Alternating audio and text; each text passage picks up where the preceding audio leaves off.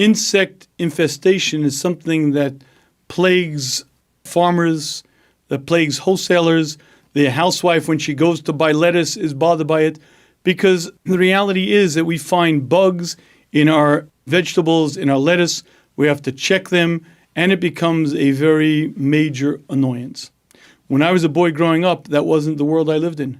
You went to the store, bought a head of lettuce, and you knew fully well that there wasn't a bug to be found anywhere there. You could buy all types of vegetables without checking. There was no insect infestation. Why is that?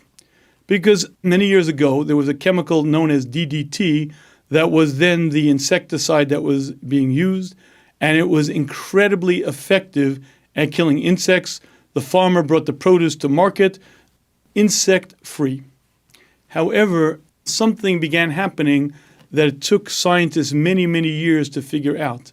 There are various species in the wild that were declining. One in particular, the bald eagle. The bald eagle that had been it was a symbol of our country and had robust populations throughout the land. Suddenly the populations were dwindling and dwindling, and no one knew why.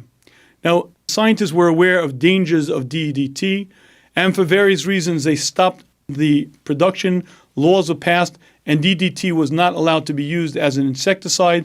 They began using much less effective but much less potent insecticides, and when DDT was banned, some interesting things began changing. For some unknown reason, many populations of animals began rebounding.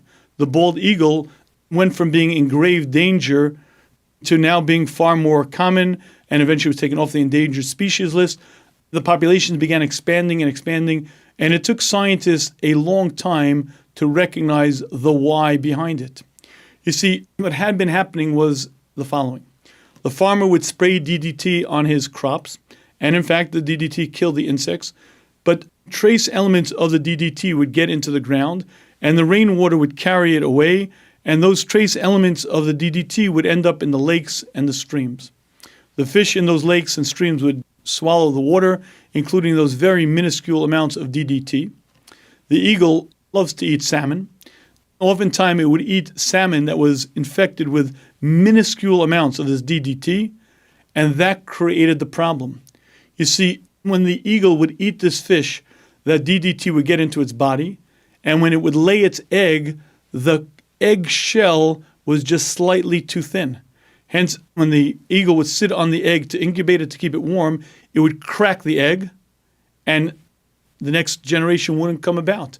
Once the DDT was stopped, eagles no longer ingested it. They no longer had the weakening, the thinner shell. They produced fully robust eggshells, and the next generations were born. The eagle population responded and rebounded beautifully. Now, here's the very interesting point. The eggshell is the geometrically perfect shape to keep the baby inside, keep the weight of the eagle supported, and yet gently spread out that weight. It's just the ideal shape that will allow a heavy mother to sit on the egg without crushing it. But the eggshell has to be the right thickness. With the DDT in the body of the eagle, the eggshell was just a tad too thin, and even though it was an ideal shape, nevertheless, the mother eagle crushed the eggshell. Once the DDT was removed, the body of the eagle began producing the correct thickness of the eggshell, and now, in fact, the eagle has rebounded. But here's the point. Do you know how to measure the thickness of an eggshell? If you have a micrometer that measures microns, you'll find that the difference between a proper eggshell and one that's too thin is not a hairbreadth, not a fraction of a hairbreadth, is almost not noticeable to the human eye. So how does the eagle know to create the exact right shape, the exact right thickness, and as long as nature isn't tampered with, will come generation after generation with a perfect egg? Who taught it to do that?